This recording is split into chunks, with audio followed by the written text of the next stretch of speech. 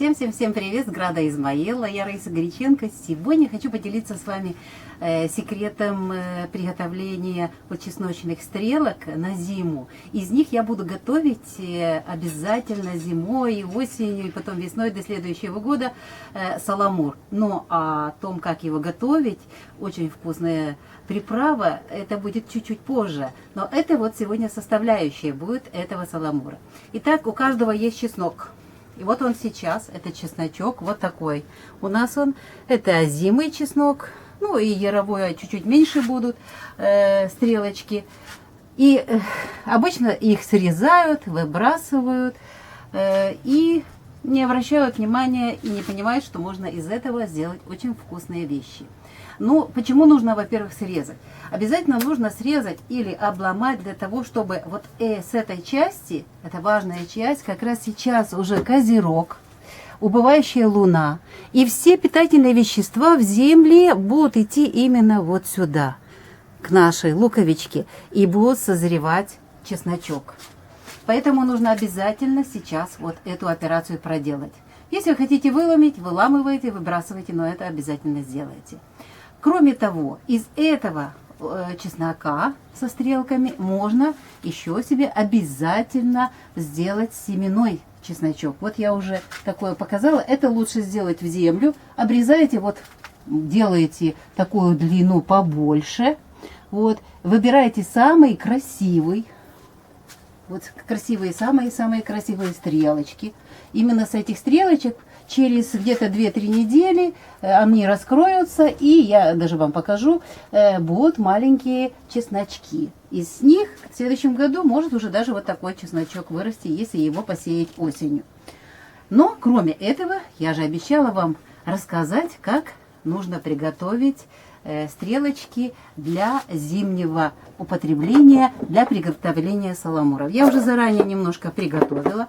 Значит, для этого приготовления необходимо брать, вот смотрите, длинная стрелочка. Длинные вот эти стрелочки, конечно, это тоже очень ценная вещь, но я обрезаю именно вот эту нежную часть, а это отдельно я буду готовить. Значит, берете этот эти стрелочки и режете их меленькими кусочечками, ну, насколько можно, чтобы это было удобно, и укладываете в банку.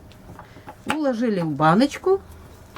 И теперь самое простое, не надо никаких готовить, допустим, там бланшировок, варить. Я не рекомендую бланшировать. Почему? Потому что вы потеряете все ценные вещества, которые есть именно в этой части. А тут очень много ценных вещей. Вы же помните о том, что когда растение создает подобных себе, материнское растение, оно все направляет все вещества именно в эту часть своим деткам. И вот в этой части сейчас очень много ценных витаминов, питательных веществ, которые необходимы для нашего организма, особенно зимой. Итак, наполнили баночку, вот кончики убираем, наполнили баночку вот этими очень вкусными, свеженькими стрелочками. Это нужно делать в свежем виде, вот, чтобы они не засыхали, тогда они получаются очень-очень вкусные и нежные. Итак, банка полная у нас. Теперь беру уксус. Все зависит от того, насколько ваш желудок воспринимает какую кислоту. Но снова же скажу, если вы возьмете 9%, 6% уксус, обычный столовый уксус, чеснок возьмет ровно столько, сколько ему нужно. И потом мы его просто так не будем есть, а мы его будем использовать для соуса. Поэтому берете и заливаете уксусом, полностью покрывая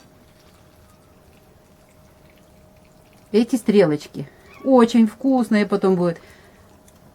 Вот, у меня получилось чуть-чуть не хватило, но ничего, я со следующей бутылки это обязательно долью. Значит, смотрите, теперь просто-напросто не закрывайте под ключ, закрываете крышкой и помещаете вот эту баночку в подвал. Иногда можно встряхивать, заходить там раз в 10 дней, И вот это к зиме чуть-чуть приобретет такой цвет более темноватый.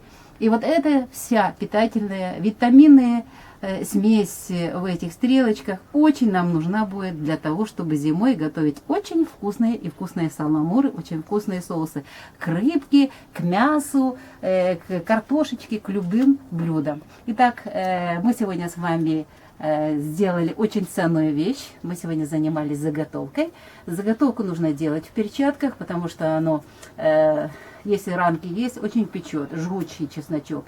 Вот. Мы с вами приготовили вот это вкусное блюдо, и осталось его занести в подвал. А я прощаюсь с вами, пока.